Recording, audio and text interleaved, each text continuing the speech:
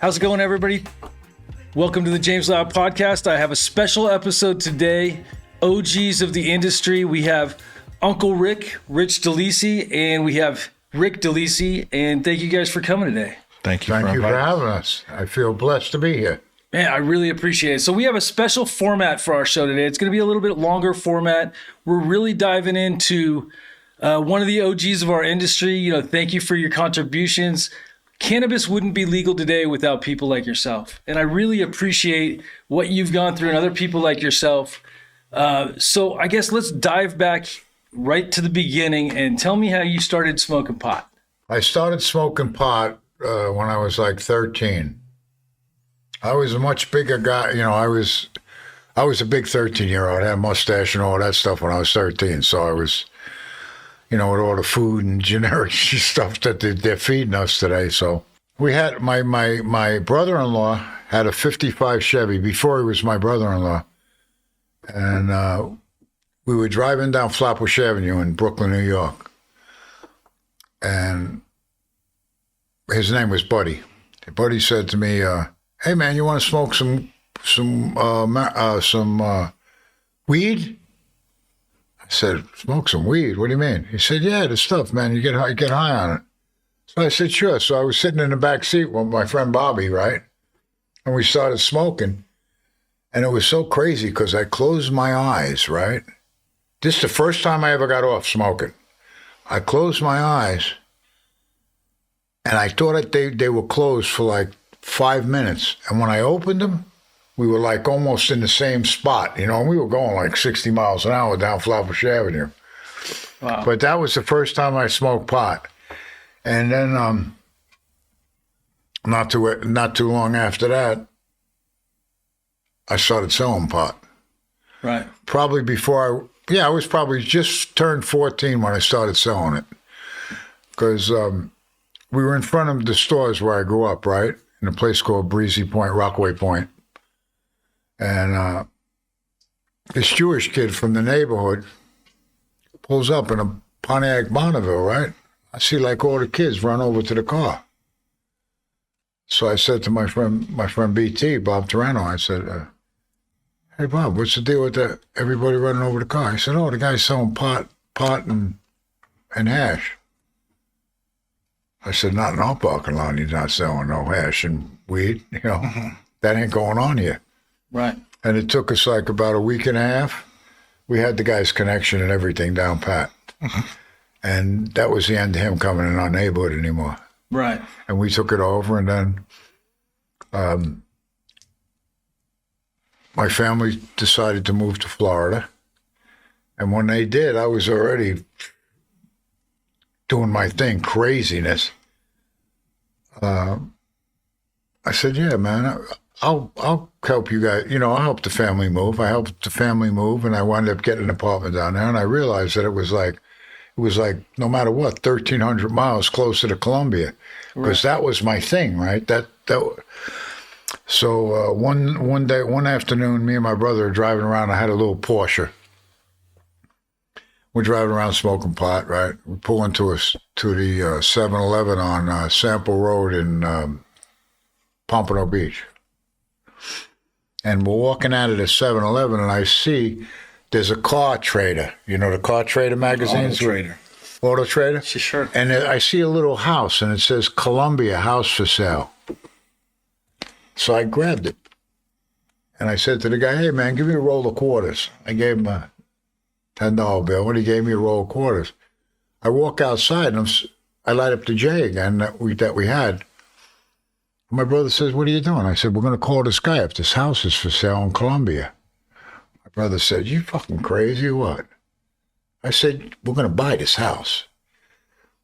5 days later, we didn't even have passports when I said that to him. 5 days later, we were in Columbia. Wow. 5 days. What we did was we went to the passport office with tickets already. We bought the tickets without our passports. And we went to the passport office, and I said, "Hey, listen, one of my family members died in Colombia. I have the tickets. My family gave me the tickets to go there, but I don't have a passport." They said, you got your birth certificate? I said, here it is. My brother handed him. They said, come back in 2 hours. Wow. We had our 2 hours. 2 hours. We had our passports. It's a little different these days. Is it ever? I came home. I had to wait 26 days for my passport. Yeah, I bet. So what kind of prices were, like if you wanted some weed or some hash on the streets back then? And this is in the 60s or 70s? This in the 70s, the early 70s. Well, I used to, I'd bring like 30,000 once a month. Wow. Sometimes 60,000 once a month. I'd maybe put 25,000 on a boat and send it to New York or to send it to Texas. Right. But my planes could hold 20,000. Wow. So I would load up one of my I had DC-6s, DC-4s, DC-3s. Sure. I'd load up a DC-6 with round-trip gas in it. I had a 1,000-gallon tank inside the cabin. Wow. And we'd fly down, fill the plane up, fly back to Florida, Polk County. Yeah. Land on my friend's ranch, unload, and send it to New York and Chicago. Amazing. It was, and people were saying, oh man, he was so crazy for doing that shit. I'd say, crazy for doing, when I was in the joint, they were saying, man, you got some pair of balls. I said, no, bro, you got the balls going in a 7-Eleven trying to rob them and then shooting somebody. You got big balls, brass balls. This shit was like, no big thing. Mm-hmm. But thank God no one ever got hurt. Yeah. I brought close to 1 million pounds of weed into this country. Wow. Every pound of it was Santa Monica gold.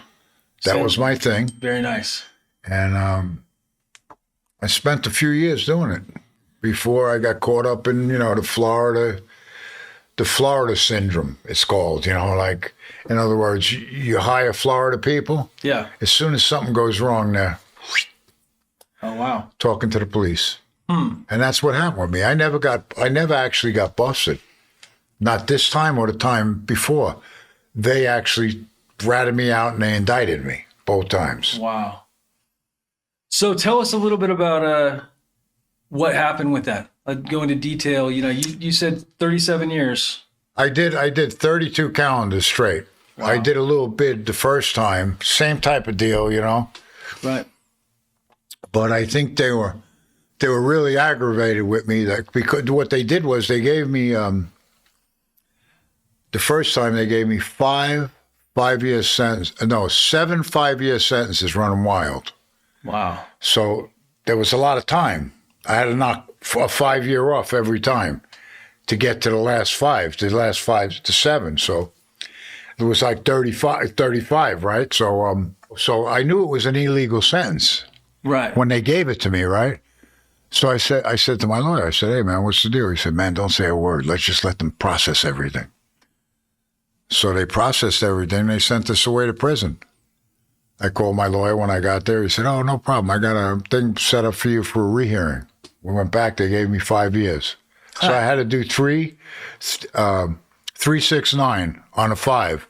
But I had done 2 years in the county, so I only had to do like a year and a half, Right. Well, and that's when Rick came into the picture, I bet. Like after... Well, what happened was... That first case was... I wasn't really in the picture. I was very young. He was a baby. Oh, so you were a baby when that had happened. I was about 5... when he got out the first time, I was about 6 years old, and my mom had kind of like kidnapped me and brought me to Haiti. And so you were born in 1977. 77, me too. Yeah. So it's like basically the first case I wasn't really involved in because my mother had taken me and kind of like ran away with me. And then when my pops got out, I lived with him for, I think, till he was arrested again. Yeah. Back and forth with my mom, but they were. So as far back as you can remember, he was locked up.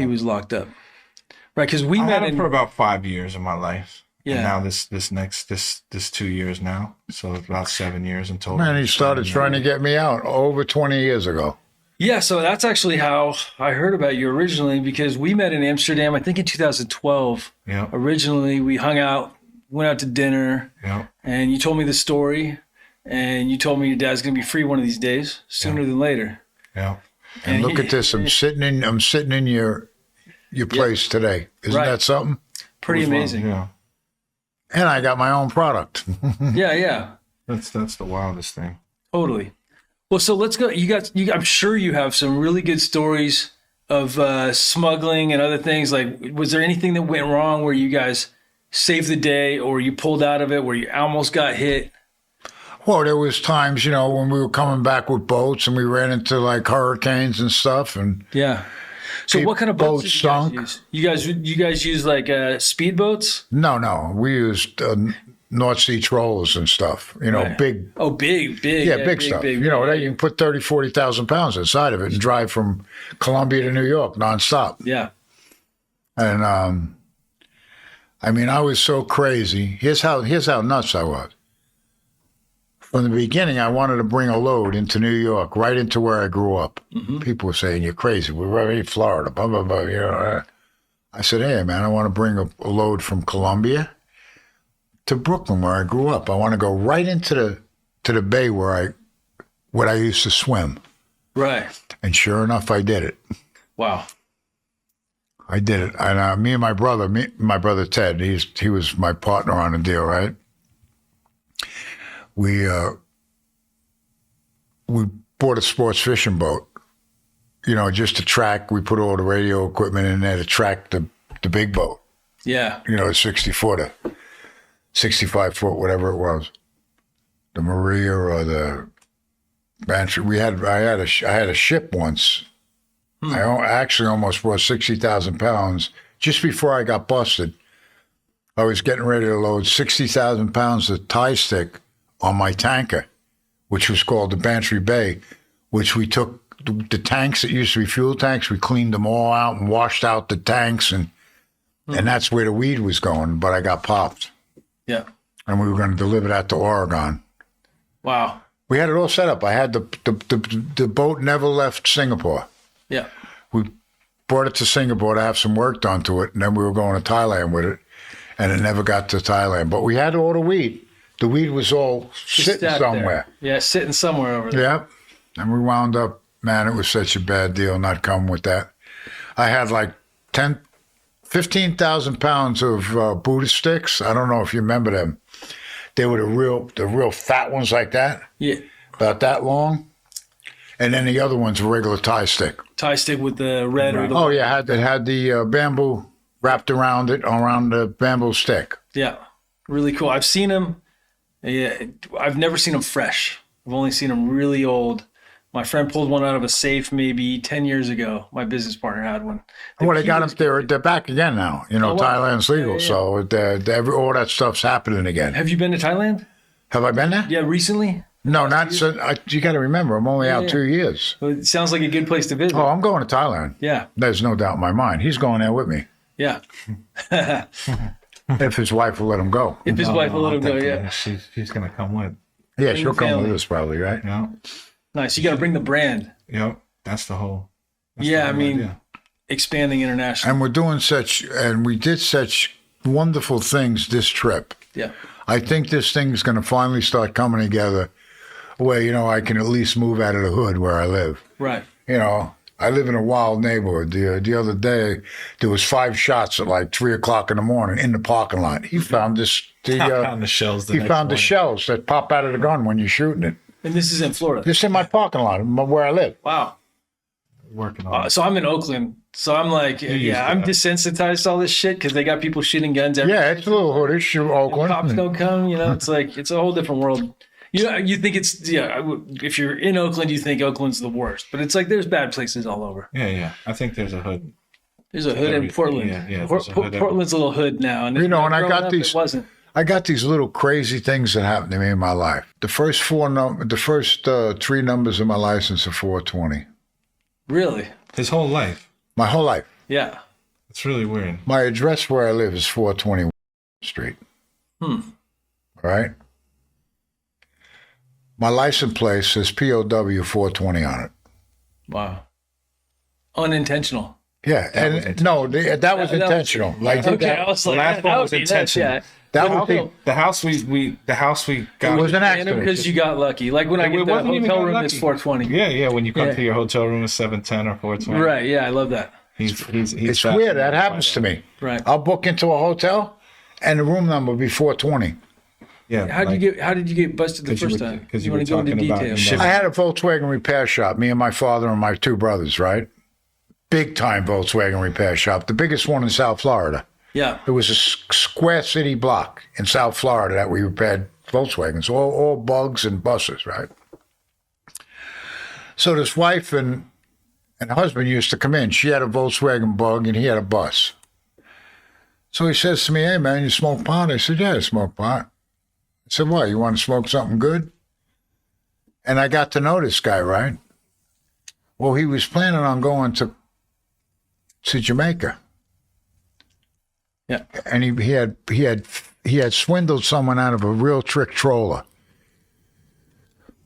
And he says to me, "Hey, man, can you come down and look at a boat that I'm working on? We're going to go out. We're going to go down in the Caribbean, and we're going to go diving, right?"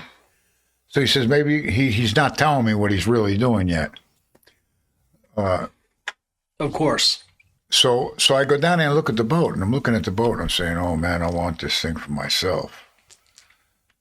I'd like to have this boat for myself." It was a trawler from Lake Michigan. Yep. All steel, 1/4 inch steel, back to back. The keel that went from the bow all the way to the back was a piece of steel this big. Yep.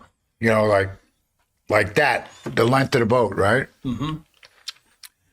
And I start talking to him. I said, "Well, what do you plan on doing with this boat?" He said, "Oh, yeah, we're going to go down to Jamaica and we're going to go diving and blah, blah, blah. We're going to bring a whole crew with us, da, da, da, da." Right. So I said, "Oh, okay." He said to me, "Hey, man, can you do some work on the boat for me on your off time at work?" I said, "Yeah, I'll get this thing right for you, right?" It had 671 diesel on it. Mm-hmm. So I did all kinds of work to the thing. And then he hit me with the move. He said, "Hey, man, I'll give you $5,000 if you go on this boat and keep it running. I'm going to Jamaica to fill it up with weed." I said, "Are you fucking out of your mind?" He said, "Man, we're going to do it. I got the weed waiting down there." I said, "Well, bring it. Let's go." He said, "Man, go shopping. Fill the boat up with whatever you guys want to eat. You need a partner to come with you." So I called my friend in New York. And I told my friend in New York, I said, "Hey, man, I'm sending you a ticket. Get on the flight. Come on down here." He said, "What's up?" I said, we're gonna go on a boat trip." So my friend came in from, he flew down. He said, "Well, what's up?" I said, "Oh, we're going to get some weed down in Jamaica." Yeah. So my friend was like, "For real?" He was so hopped up about it, right?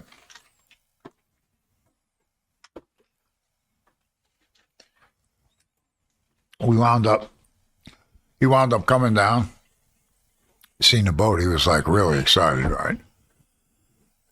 So on the way down, I mean, you know what a dolphin is, right? A mai-mai? Oh yeah. Yeah. All right. Yeah. I caught one. How tall are you? Dorado. I'm almost 6 feet tall. It was 6 feet tall. Really? Its eyes were this big. Yeah. They change color too when you catch them. It was this wide. Its head was that wide, and it was that that's tall. badass. Now we're sitting up on the top. We're listening to the Grateful Dead in the boombox. Yeah. And we're smoking J's, right? And we got the automatic pilot on, which was a rope hooked to the steering wheel was our automatic pilot. Yeah. And I had 150-foot ski line out the back, 100-footer and 150-footer. The 150-footer hit the Dolphin. Yeah. So we're sitting there smoking, like, whoa, man, we're like, the bread bag joints. Yeah. And bread bag joints. That's a good term. Yeah. Everyone knows what a bread bag is. Oh, no. Yeah. We used to put like 4 ounces in a tray, Yeah. So we're sitting up there, right? And I see the ski line bouncing like there's a skier on it. It's bouncing along. But but it goes, I'm looking out the side of the boat, and the thing is trying to pass the boat, but it's a dolphin with a hook in its mouth. It's like a whale, huh? I said, hey, Bobby, check this out. As soon as I said that, this fucking dolphin came out of the water, and I tell you, it danced on its tail like this. Yeah. For like 10 to 15 seconds. Yeah. With the colors. You know about the colors. With all these colors, I said, holy shit. We ran across the steel top of the boat, went down the steel ladder, right? And we're pulling this fish in, right? This fish ain't going nowhere. Right. It's got a hook in its mouth like this. It's got a hook like that in its mouth. Yeah. Because what I was dragging was a feather with a 1,500-pound test wire leader up hooked to the ski line. Yeah. So the ski line was 20 feet, 25 feet from the fish. Yeah. And we're pulling this thing in, right? And I tell my partner, Bobby, I said, Bobby, go get my bat. I had a bat in the boat, right? Pulling this thing in. And Bobby goes, gets gloves because you got to pull the wire, right? We bring this thing in, and I get the bat, and I'm beating this thing up, and the blood is flying everywhere. Oh, yeah. And I'm not the captain on the boat. Yeah. I'm only like a first mate, and Bobby's like a first mate, right? So we're literally covered from head to toe with blood from this fish bouncing and it's around. Still alive. And we finally got it. Beat its brains out, right? Yeah. I'm covered in blood, and I got the bat, right? And I rinsed the bat off. Yeah. And I walk up the side of the boat. Now I'm covered. And I go, hey, man, here's the bat. And the captain of the boat looks at me, right? He thinks he thinks I beat my friend up with the bat. So he's like, where's BT? I said, BT's in the back. He said, tell him to come up here for a minute. I said, he's trying to we're getting ready, to clean off the deck and everything. Oh, he said, okay. Because he thought I beat him up with the bat. Right.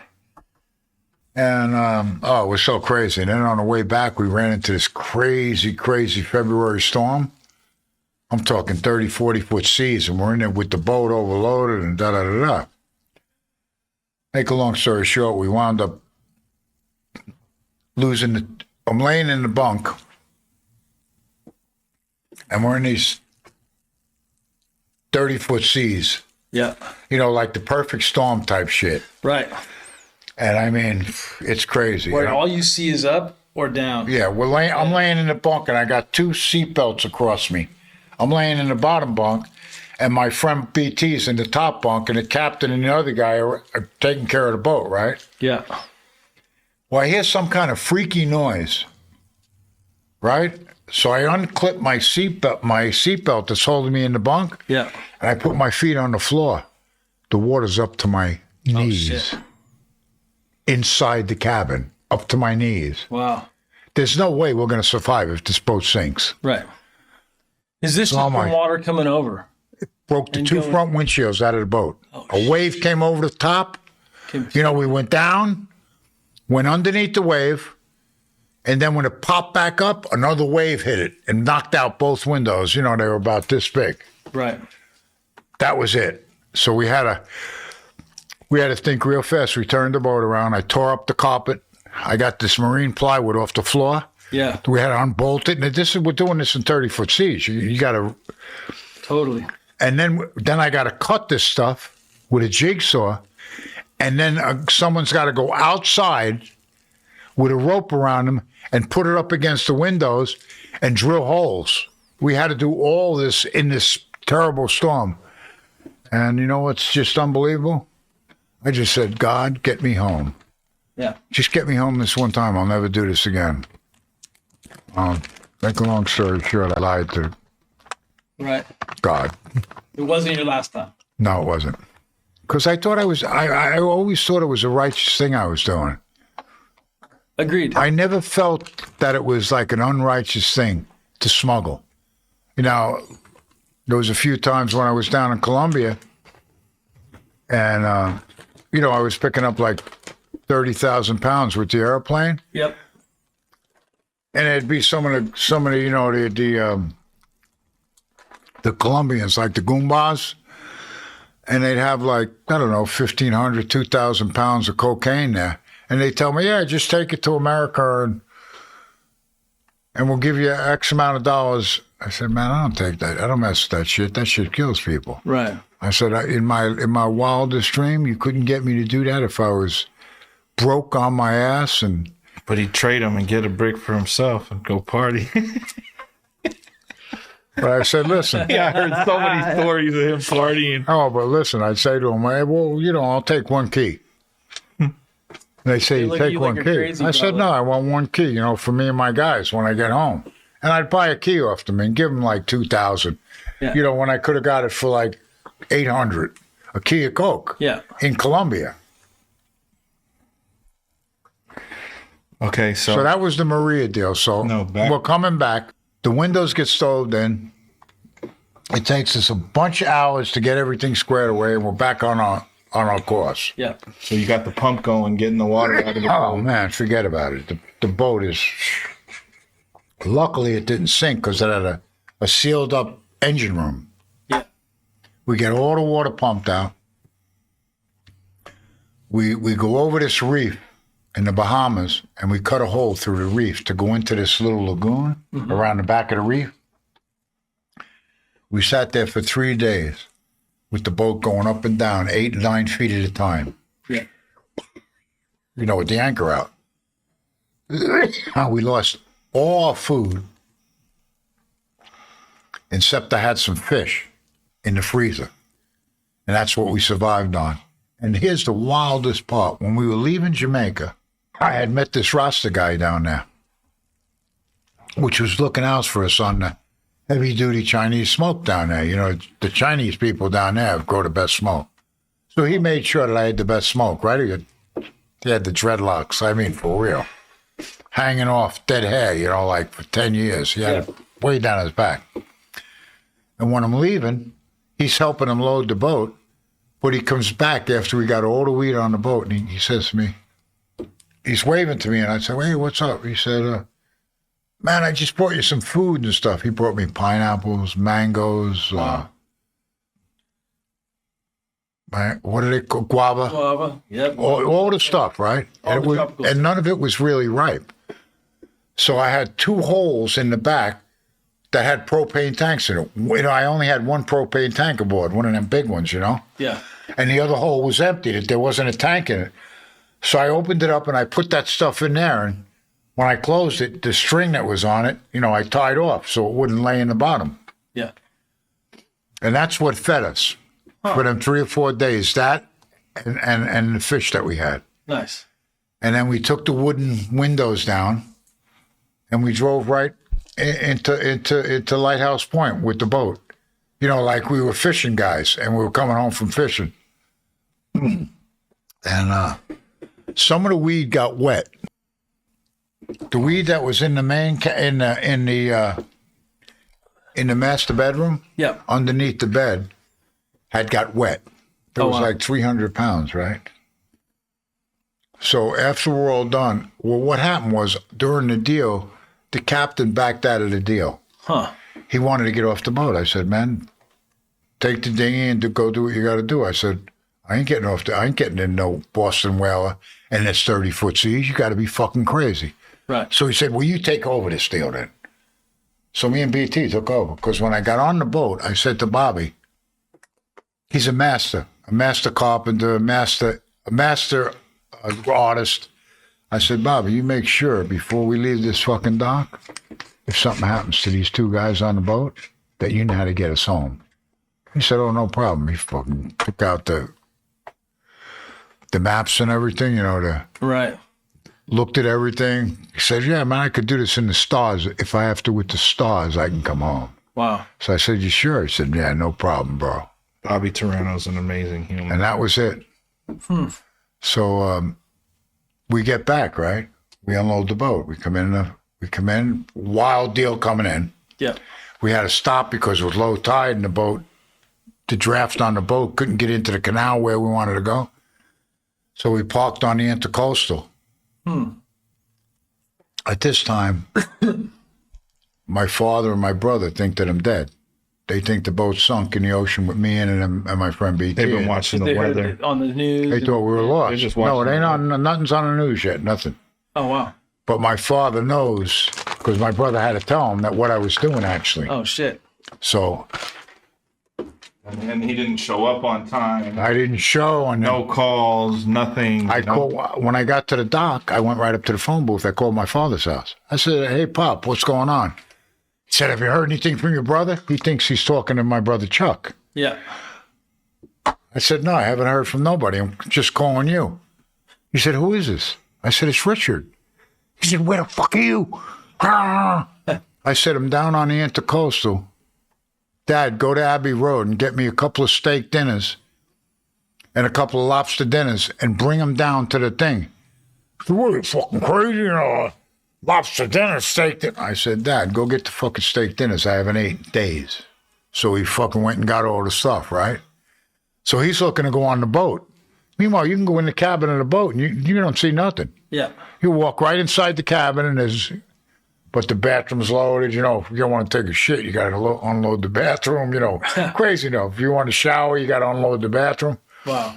But so there was like 300 pounds, right, that were wet. So at the end of the day, when I distributed everything to where it was going, because I was in charge then, it went from $5,000 that I'm going to make a lot of money now. And when I got back there, Alan Ritzler, which was the guy that wound up being the rat, not already. What's that? I see you on it already. Oh yeah. It's this weed, so this is some super silver haze. Oh yeah, good smoke. No it is. doubt This about is some classic super silver haze. Tell him how it's been making me yawn. You Huh, gotta Rich? try this. So I rolled a smaller one than this, but yeah, it's super strong. It's grown by Flora and Flame in Oakland. It's living soil. It's good stuff, but it definitely gets you high. It gives me the yawns and it gets me to wake back up. So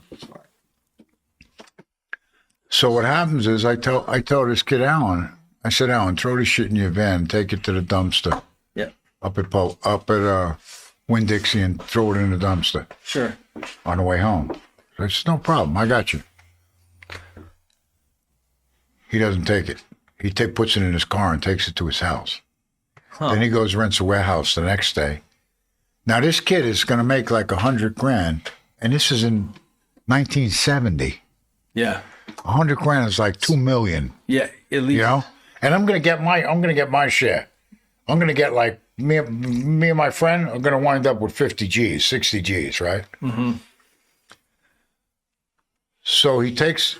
I distributed all the weed to people that I knew that I was dealing with. I had to wait like 4 or 5 days to get the money because I fronted everything. Right. I gave all the weed out on the front on a handshake. But I said in 5 days, I'm coming north. And as I go, I want to collect everything as I'm going to New York. And that's what I did. I collected all the money. We went to New York. When I got to New York, I made a deal with somebody to take the remaining money that I owed the Jamaicans down to Jamaica because I had to take care of all that. This kid, the captain and the other guy was out of it. So now I'm in charge of all that shit. And I think the Jamaicans liked me much more than them because I went back there many times and they were like always with their arms like this. amazing country. Yeah. It's an amazing country. It's really a wild, it's now it's really nice. Yeah. It's really getting, my friend Steve D'Angelo has a resort down there right now. Nice.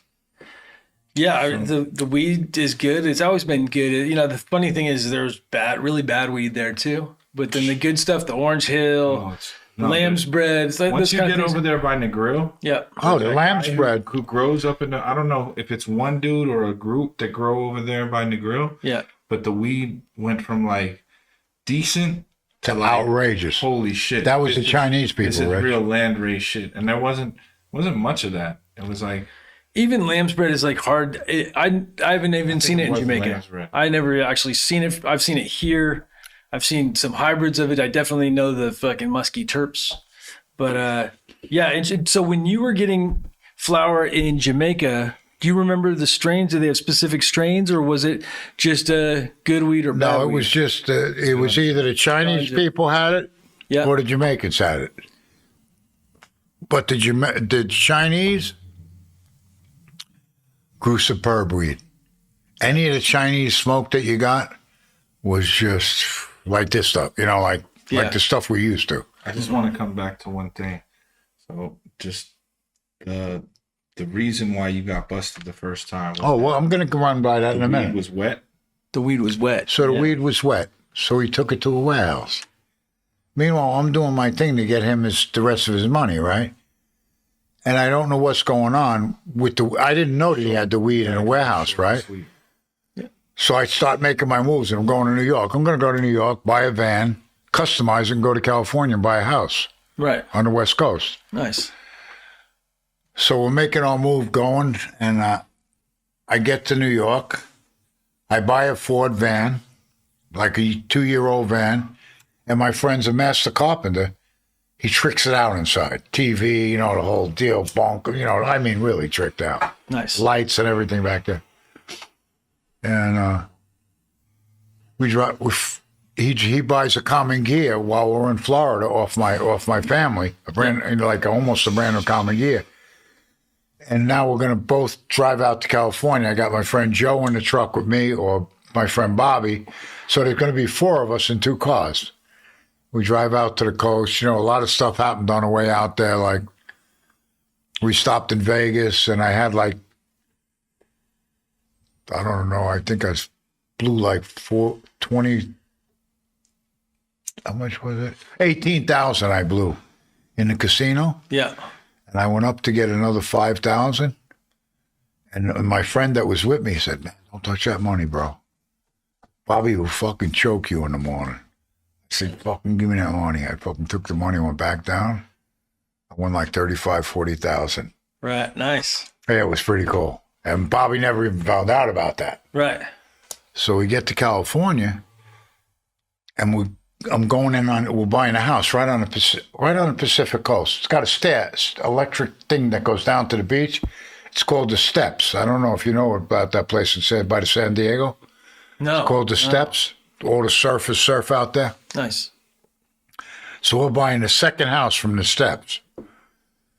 And I call home. My father says to me, "Hey, man, you're on the front page of the Sun Sentinel." I said, get a fucking life, Pop. What's up? He said, "Man, you got to come back. The U.S. Marshals were here twice today looking for you." I said, "What's up?" He says, "You know what's up. Your boy got caught with some weed." I said, "Who got caught with weed?" He says, "Ritzema. He had some weed in a warehouse. He was drying it.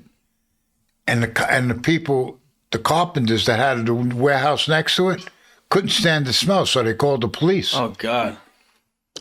I said, he says, "You got to come home right now." So I'm like, fuck, I'm getting ready to buy this thing with my friends, right? I had to come home. And that was the first bust. I went to 2 trials on that federal, and I beat both of them. Nice. Beat both trials. The first time, I was found innocent of all charges. And then the second time, they indicted me for perjuring myself. They wanted me to rat my friend out. They put my friend into my friend John. They bring him into the courtroom. They say, "You see John Pegler around anymore? Where? The guy that was on the boat with you?" I said, "No, he ain't in here." Meanwhile, he's sitting right there Yeah. I said, "He ain't in here." I said, "Well, what did he look like?" Blah, blah, blah. But I gave 2 different, I didn't realize that when I told them the first time, what the guys look like on the boat when they were asking me, I said, "I don't know these guys' names. I only know what they look like." Yeah. I said, I was a prisoner on the boat. I couldn't get off the boat till it hit Florida. And Ritzema said, when that boat touched the dock, that I got off it and I never went back on it. Right. And that's what he told them in court. And that's what actually freed me. And them 2 guys that ratted, Ritzema and his friend, they're the guys that did the time. Nice. After trying to burn us. After trying to burn you. Yeah. Yeah. So that's how that one ended, the first one. Pretty good stuff. Really nice. And then there was 2 after that. Good flavor. Look at that oil ring. Yeah. And you know, it's crazy how like that's all just a bale getting wet, you know, and then all from the smell because well, not to mention trying to, you know, everybody making a group decision like, yeah, we're gonna get rid of that because it's trash. We don't want people smoking saltwater weed. And then the dude being like, nah, let me go. I'm supposed to drop it off, but let me go put it in a storage space and then try to dry it. Right. And that decision. And the best part of the whole deal was I paid him in full. Yeah. Because I had someone, when I got to Melbourne, my friend Dick Latree, I don't know if you ever heard of him. He was like a very famous surfer. He owned the surf shops in Cocoa. But he was a famous surfer, right? And I had sold, I think, like 2,500 pounds to him. And he had to cash me. So I said, hey, listen, man, I can't go back to South Florida. Do me a favor. He's in Cocoa. So I said, man, could you bring this down to Pompano and give it to this guy? He said, who's the guy? I said, he's my partner. He's good. Meanwhile, this fucking jerk-off was getting ready to rat me out, and I didn't even know it, right? So he goes down and pays him. I call Britsima, you know, from the phone booth. Hey, man, what's up? Yeah, man, I got paid. Okay, man, great. Everything's good. Yeah, blah, blah, blah. Meanwhile, he's got this fucking weed in the warehouse drying it. So I go up, get my van. My friend customizes the inside, and we're driving out to California. Like I said, I lost the money and blah, blah, blah. I get to California. And I call my father. He tells me, yeah, man, you're on the front page of the Sun Sentinel. I said, you know, I thought he was fucking kidding me. But meanwhile, I was on in the front page for 1 month straight. Wow. The Miami Herald and the Sun Sentinel in Fort Lauderdale. A month straight, they had a story on me every day. And when they arrested me, they R&R'd me to my father. No, you know, not a cash bond. Yeah. Because when I was in California, I said to my father, I ain't fucking coming back to Florida. I'm going to Mexico. I said, fuck this house. I'll go to Mexico and, you know, start something, get something going for Mexico. Right. But my father talked me out of it. Yeah. And that was the beginning of really all of that. Yeah. And I hate to say it like that, and it sounds you're one part of it. It sounds very selfish. You're a part of it. but so here's my outlook on that, and my opinion is that if it wasn't for people that push the envelope like yourself, there would be none of this around today like it is. Now, it may be in some different form, but it would probably still be illegal, you know, and there would be a small group, but it's really the people that push the envelope that made the difference, you know, for legalization. Yeah. So, because it made it want and a demand to understand it also. So it wasn't just a product. And then people started. Well, there had to be a supply. You know what it was? It was so wild for me when I was a kid. Yeah. Because I couldn't believe it. I'd buy a pound and I'd nickel it up into nickel bags. Yeah. Now, a shot glass was a nickel bag back when I was growing up. And the brown envelopes, you know, you folded them in half, you know, stuffed it, and the thing was this fat. Right. I sold 500 of them in one day. Wow. For $5 each. It was fucking nuts. Yeah. You know? When you're a kid then? And I was a kid. Yeah. In the 70s? Totally. No, that's late 60s. That's before I even started smuggling. Okay. Wow. You know, I'd buy a pound, nickel it up, maybe make a couple ounces. If I had one of my special guys that I had wanted a quarter of a pound, I'd get a pound and a quarter. Do you remember what they cost back then for a pound? A pound? It was like $24. $24 a pound. Yeah. Wow. But you had to buy like 50. Sure. And you know where I bought them from? I bought them from Mitch's, the Goombot I was talking to in the hospital the other day. Oh my God. Stevie Gallo. Yeah. You know the Gallo brothers, right? From New York? Sure. Stevie Gallo, the gangsters. Yeah. And they love me. I'd go in there and say, hey, yeah, man, give me 30 pounds. Cash them right out. They'd be like, what the fuck? This fucking young little motherfucker driving a brand new Corvette? I had a brand new Corvette in the parking lot. Nice. And that was 1966. 1967. Crazy. What did the vet go for then? Both years I had brand new Corvettes. Like $9,000, something like that for a new one. 11,000, something like that. 4,800. 4,800. That 4,800 for like a low. Right now, they're 200 grand. Yeah. You want a nice 427, 67? Yeah. You know, a spotless one. You're going for 200 grand. Matter of fact, his buddy, which is a sheik, is trying to get one right now because of what I told him about the cars. Nice. Well, they're only going to appreciate. Those cars are just going to keep going up in value. Oh yeah. That's the only. Me and my brother were tripping one day in my car, and we went into Manhattan, and we went to. I forgot what the name of the club was, but it was in the East Village, and I mean we got trashed on acid. We're tripping. So my brother says to me, "You gonna be okay to drive?" I said, "Yeah, man. What are you kidding?" So we go through the Brooklyn Battery Tunnel. Yeah.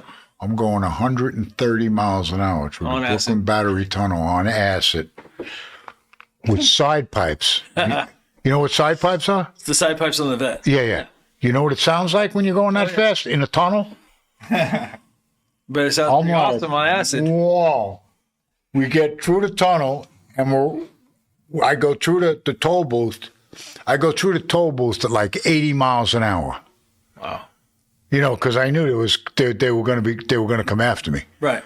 So what I did was, instead of staying on the Parkway, I made the left and went on our Ocean Parkway off the belt, right? And I got away from them. But we get halfway home. My brother says, "Where's my jacket?" "My wallet's in my jacket." We had to go back to Manhattan, but we couldn't go. We couldn't go in the same path. We couldn't go through the Battery. We had to go to the Brooklyn Bridge, go over the Brooklyn Bridge, and go far downtown, to the Village, right? And get everything. Oh my God, it was so crazy.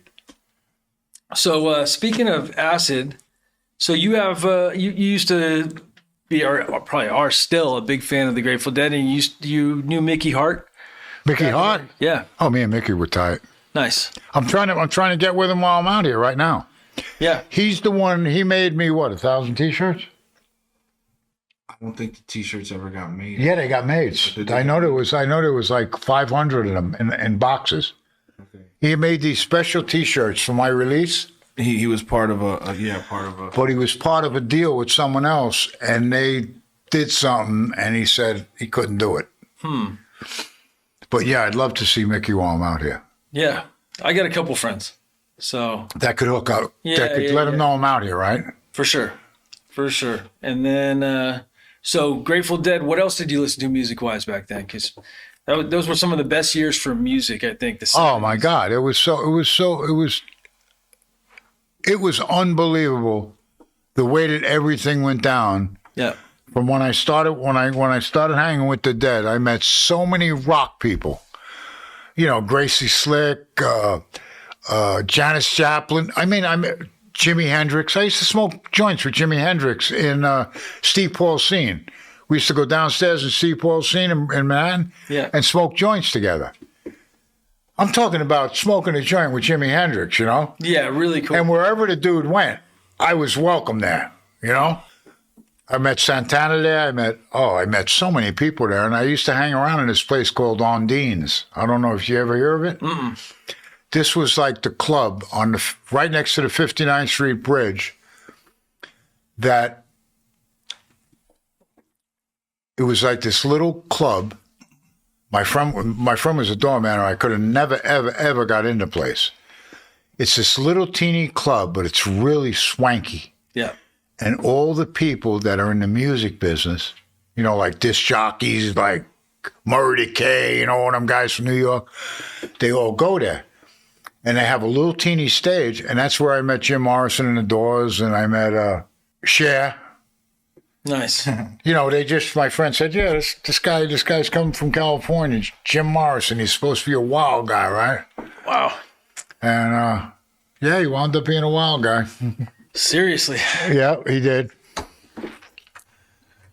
But I've had a pretty crazy life, Yeah. And now it's starting to settle down. I'm kind of settling down. But this whole thing that's going on right now, I want to make sure I'm a part of it. I want to go down in history. You deserve to be a part of it. I think there's a lot of people that deserve to be a part of it, and you're definitely. I need to do this. Yeah.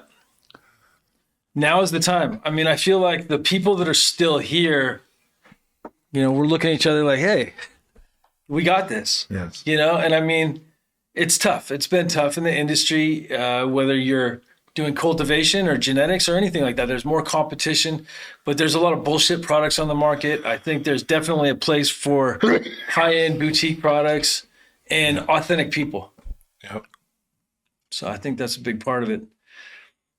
So tell us a little bit about your brand. So you launched your brand in Florida. So is it in Florida originally? Yeah, I launched my brand in Florida. Kim Rivers is a wonderful woman. Yeah. That whatever she tells you, whatever she told me, she did. She didn't. There was no like little curve, Okay, we said we were going to do this, but we can't do that now because something can't. Whatever she told me she was going to do, she did. And she said it's going to take this long to start building your deal.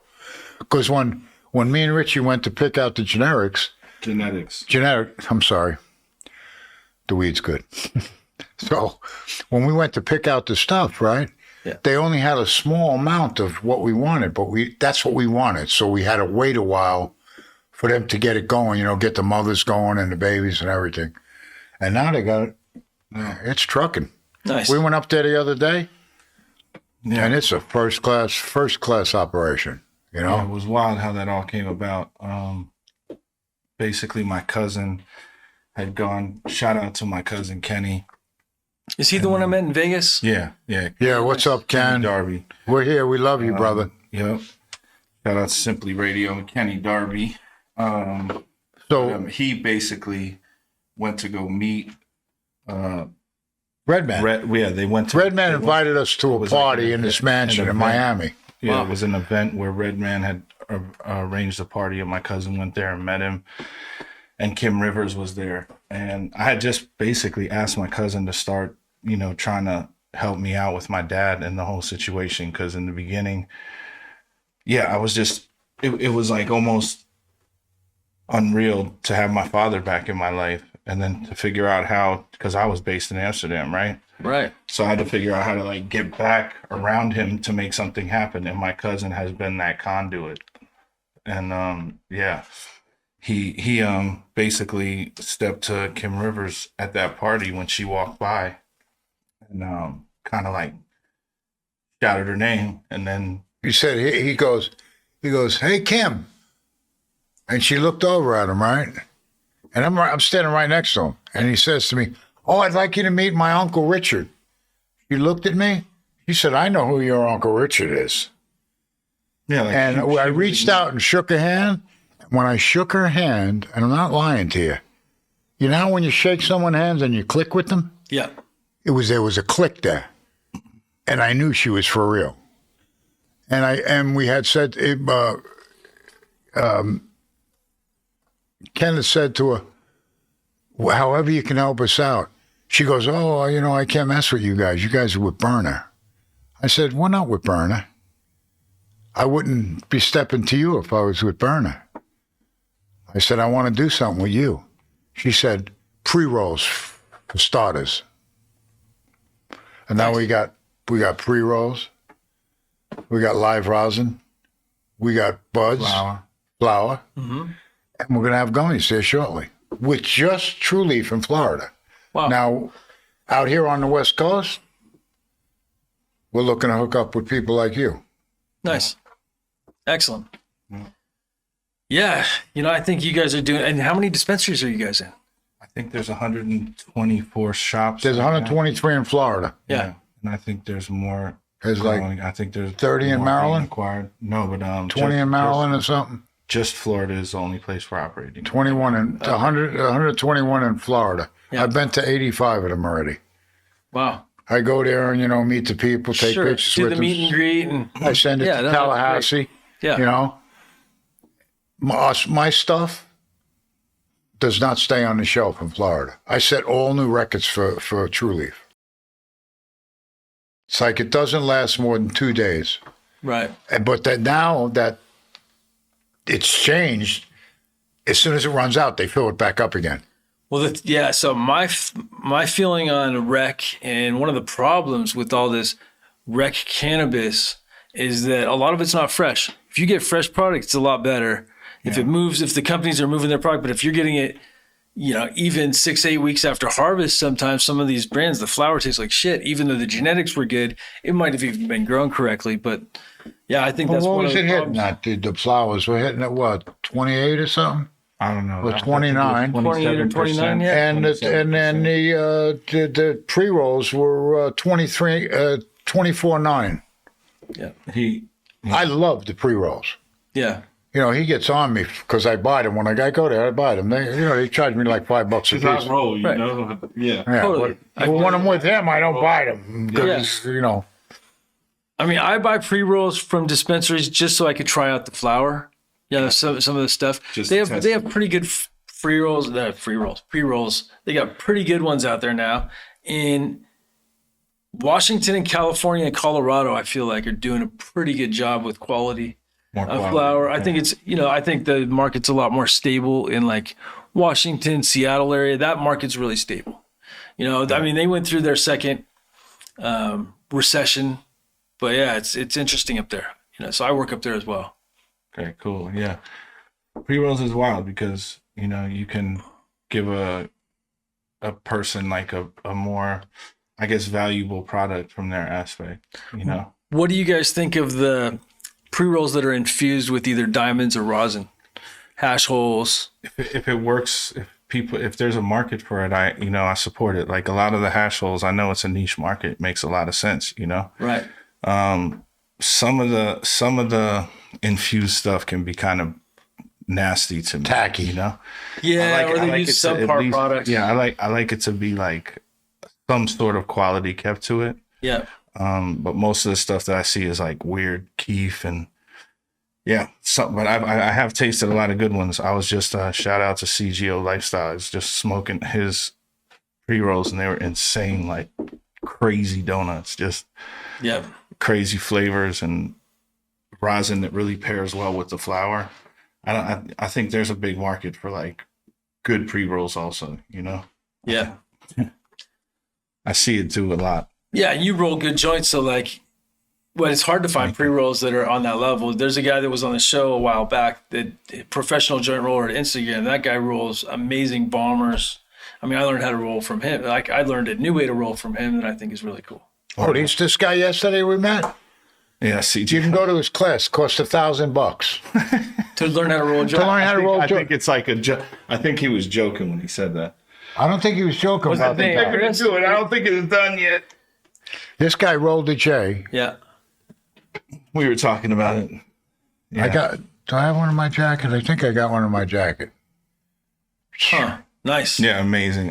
It's wild how you can roll now. I mean, these new tips, like Did you rolling those tips, or you bought that tip? No. I got them from Dude. I think. Okay, so you got it from organictips.com or something like that. Oh, I'm not sure. I roll my own.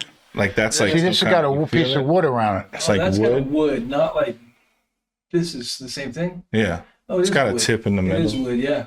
And then you just put the filter inside. Super fire. And you just put your filter inside. Okay, that's why it's like that. And there's a trick to folding the filter to go in there to make it look like that. I'm big on paper tips. Yeah, me too. I used to like glass for a minute, but I think the weight of glass is annoying. Yeah, I agree. You know, I like kind of like. I feel like the paper tastes good if you use good tips like those OG raw tips. Yeah, and you use those to make it crunch. And then using the piece of, dude, you can, so this guy, professional joint roller, he does that, and he takes the sticky part and cuts it off and then uses that to wrap around and hold the tip together. That's dope. Yeah. Yeah, it's wild to see all the different Another tactics. thing we got to not forget, I mean, everybody's making money out here with this stuff. And Oh, I don't know about everybody. I mean, there's a crew. There's a good crew making money. There's a good amount of people making money. People making money. And there's so many people that are still inside for nonviolent marijuana charges. And that's insane. And I mean, there's 40,000 right in the States without the feds. Yeah. Just in the States. I mean, they gave the kid in Louisiana or something? 3 lives for a quarter of a pound or something lately. There was something crazy like that. I was like, still happening. It's so crazy because I feel like most people. I mean, you got organizations like Glass Prisoners Project, Freedom Grow. These people are trying to get people out of prison. They don't care about nothing. They don't even care about making any money. They care about just getting people home to their folks. Right.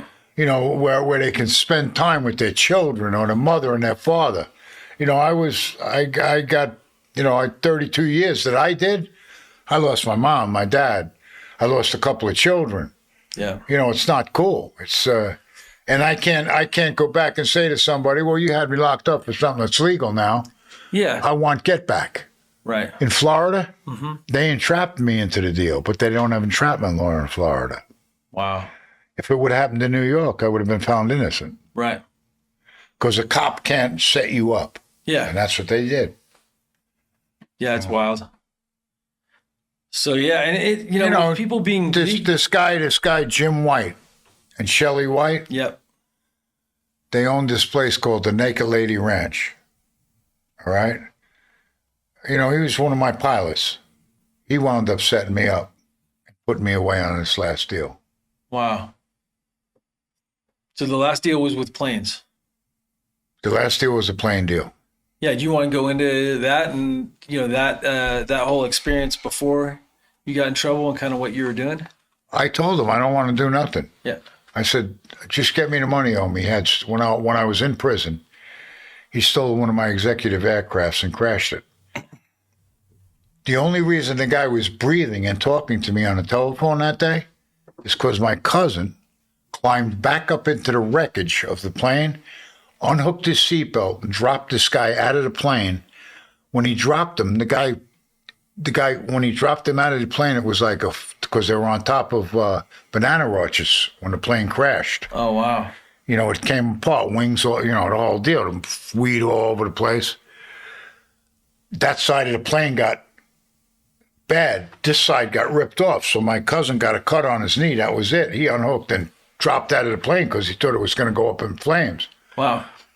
He felt the guy for pulse. The guy had no pulse, so he dropped down and he crawled away and threw up. He was semi in shock. Well, he's laying up against a tree waiting for the Jamaicans to come to get him, right? And he sees the guy lift his head up in the plane. He goes, holy shit, I got to go back. He goes back and climbs up, gets him, pulls him out, drops him. The guy drops. He was a ball on the ground like this. All his bones were broken in his body. His legs, his back, his hips.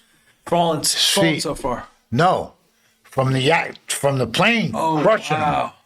When my cousin pulled him out, when he was holding him, he was like 7 feet long. The guy's only like 5 something. Wow. He was like 7 feet.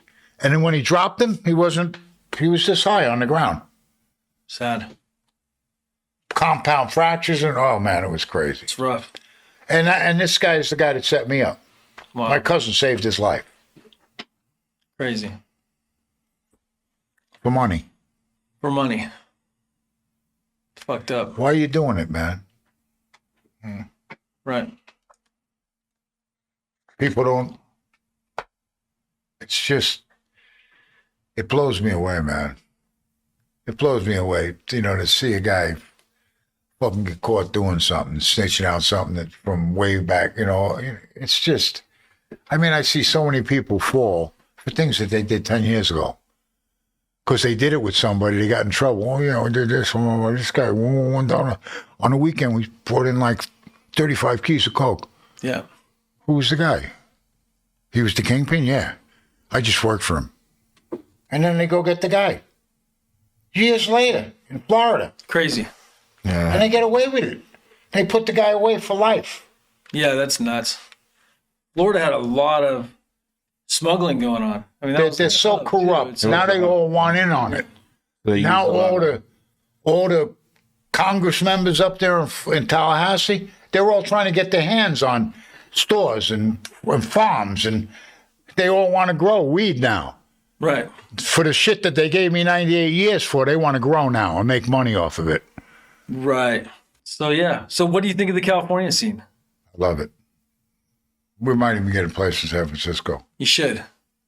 Yeah, we've been talking about it. We really It's want. expensive, but it's nice. The city's nice. Yeah. I'll keep a place in Florida because I really like Florida. The But weather. I like San Francisco. It's nice when it's nice here. Yeah. It's nice. But like, we've been driving for 2 days in the rain. Yeah, it was nice when you guys landed. Oh yeah, we made most of the a time when I beautiful come out, landing. it's We brought gorgeous. beautiful sunshine, I love and we ran into good sunshine again. The weather's usually always super nice. When I'm here, I always love San Francisco. Yeah, we only have a week of this, and then it's going to be nice probably Or Bay Area. for 3 months. Yeah, exactly. Although we had really, really strange year with weather. Yeah. You know, we had so The much rain rain. We had and the snow. most rain I've ever seen in my life. More rain than ever, right? More rain than ever. It looked scary. I was seeing it on the news every day. It looked really kind of. It was. I think the news makes stuff. Oh, he was Is coming. that what it It is? is, dude. Is that It what it wasn't is? scary. He but was it coming to pretty California rain. for 2 months. He kept Yeah, telling I me, canceled "Yeah, I'm the going to trip. California." Then I call him up 2 days later. Okay, what's going on with the California trip? Oh, I'm not going. It's still raining. Yeah, I mean, it was flooding. You know, so it was like it was crazy. didn't seem like a good time to come. You know, Right. but yeah, we're here now. Nice. And then you're off to Hawaii after this. Yes, sir. So your family lives in Hawaii, or Yeah, Maui. nice. Yeah, right. And he wants to get a place for me in Hawaii too. No, I want. If everything goes right with what's going on, Yeah. I'll have a place. Hawaii, Florida, New York, San Francisco. and San Francisco. And just rotate through. Yeah, Depending on the you know, hey, I got to go there for this week, Yeah. 2 weeks, get that all straight. Yeah. You know, maybe he ain't with me. Maybe I got Kenneth with me, or maybe I got Joe with me, or Sure. you know, maybe I got Sean with me. I got somebody with me. You Yeah. know, So what's your favorite food in New York? I guess my all-time favorite food in New York is, of course, Italian. Yeah. But the Chinese in New York, the Chinese food. See, since I was a kid, involved with the Grateful Dead. Yeah. We used to go to Dead concerts in the Fillmore. You know, I'd go knock on the back door. They'd open up the door and say, "Who's ever with Rollo?" They call me Rollo. "Who's ever with Rollo? Come on in." If there was 20 people standing, I'd say, "Come on." You know, people that hippies and shit. Come on in. But most of the time, the 20 people that were there came right from my neighborhood with me. Wow. You know, we all drove together in Volkswagen vans and Volkswagen Bugs. That's what we all had. Nice. It was nuts. Yeah, I had an outstanding child, when I growing up as a child and growing up as a teenager. Good experiences. It was a different world back then. I mean, even us growing up, being born in 77, it was a different world when we were kids. 100% from Oh, completely. It's a trip. It's like the phone age. The phone age, we Yeah. didn't have cell phones when I was a kid. We had pagers when I was like in high school. Yeah, Now it's the big thing. later. Yeah, but And then cell phones, but it wasn't like a smartphone. Oh, forget it. I had a phone. I had a belt. You had to wear around what they call it. What they call the phone? You remember you used to tell me they used to call them the block? Brick phone. The brick phone. the big old brick phones. Oh my God. I can remember the first time I got one. Yeah. I took it to California with me, right? I was drag racing professionally. And I'm standing on the start line in Pomona, and the fucking phone rings. I'm like, you gotta be fucking kidding me. It rang on my side. Vibrated, right? So I took it off. Oh, hello. It was my wife calling me from. I was like, you gotta be fucking kidding me. And now, look at this. I came out now. This is what they give me when I come out of the prison after 32 years. I was like, what the fuck is that? Are you used to it yet? This? Yeah. Hell no. Nah, the dopamine. Every day I learn something imagine good. that. Yeah, like, for sure. like dealing with like Sensory overload. Yeah, sensory overload. Like dealing Every with all the day. different ways Yeah. of. I learned something else with this thing. You do video calls with people, all that stuff. It's like Oh, I got all that all down. the movies. Yeah, that stuff was in the movies in the 70s and 80s, and now it's legit. It's crazy. I mean, we used to get like a little phone in there, inside the joint. Right. Nothing like this. Yeah. I mean, we had a flip phone, A little burner phone. You could send a picture, you could flush it down the toilet. Right. It was a little thing like this big. When it closed, it was like that big. You could flush it right down the toilet. Wow. They never catch you with it. So where were you incarcerated? All over Florida. Okay. I was in like 10 different prisons. In Fed, though. Huh? It was in Fed. State. Yeah, they leave you somewhere and they think you're getting a little comfortable there, and they see that when the wardens and stuff see that you're getting along with all the officers real good, they know that something's going on. We got the officers bringing in whatever we want. I mean, I didn't want for much in there. Yeah. I was liked, and I helped so many people in there. It was incredible. My thing was, when I got off the bus, do whatever it is to keep this brain occupied, because this shit here will have me hanging inside the cell. I'll hang myself. I can't go with that shit. My wife's fucking around out there. I just had all of that. Right. And I made it. Here I am talking to you. Amazing. Yeah. It's been an amazing journey. So in the next 5 years, where do you guys see your company, and where do you see the cannabis industry going? Yeah, that's a really good question. Where do I see the cannabis industry going? Well, I think everybody's kind of like sitting on the edge of their seats, wondering if this is going to go federal, legal. Not that that's like encompassing how everything's going to go, but I think a lot of people are trying to structure their next moves around that, but I think that cannabis, because it's so niche, it's a special plant. It's not like a Marlboro cigarette. It's not like a cigarette where you could be like, okay, that cigarette just tastes like that every time. It's just like it has to do with like people really loving new terpenes, new ways that the plant makes them feel or makes them heal. There's different ways that people use it. Some people use it recreationally, and some people use it to heal themselves. I think Dennis Perone said, yeah, whether you believe it or not, it's medicine. I think whether you know it or not. I know it. I know it. Me and my cousin have tripped so much off it because we always smoked so much tree, and we were always like, why do we smoke so much fucking tree? Why do we love it so much? Yeah. But we had a very traumatic youth. So it's like a way that I know and almost guarantee that that's how I deal with my PTSD, like not having a parent growing up or watching the perils of how, what he went through made our family go through, not even to do with cannabis, just like family shit, Right. I think the cannabis will always there'll be a very commercial heavy wave, I think, that will just keep happening as each state conforms to how it deals with cannabis, because each state has a different approach to it. It's like, I think that over time, just like good cannabis will always hold its weight, like certain people want really good cannabis. There's always going to be a demand connoisseur for level. Connoisseur flower. Yeah. I think. And extracts, I think. Extract for sure. Because it's always breaking through to like a new level. And they're always coming out with new different forms of extract, it seems like. Yeah. I mean, I like the rosin. I think that's cool. But I really like, at the end of the day, good flower. Yeah. I love melt. I love like all the full melts, Yeah. But flower is definitely like a key cannabis component, better than, I kind of feel like you can't just smoke one or the other. You know what I mean? It's good to like indulge in both. Variety. Well, I like variety, and I like smoking sativas, and I like smoking strong indicas. I'm more a mix, right? You want to have like, if it is the indica or sativa, because it's all pretty much hybrid anyway. But I like floral terps. Yeah. I like floral terps. Yeah, I like candy terps. Gas. Candy. I like Skittles. I like anything. Sherbs. Gelato. Sherbs, yeah. Gelato, those are good. But I like old chems. I like old OGs. Me too. Yeah, I like when they punch you in the face. Me too. I really love classic OG. I think classic OG is like staple cannabis for anybody's stash. For sure.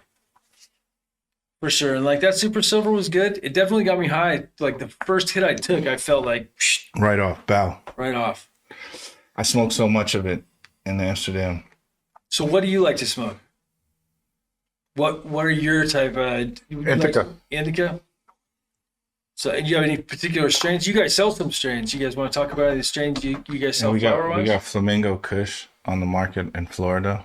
Indica. Which is like an indica hybrid. Indica dominant hybrid, I would say. It's a very, very strong, cushy.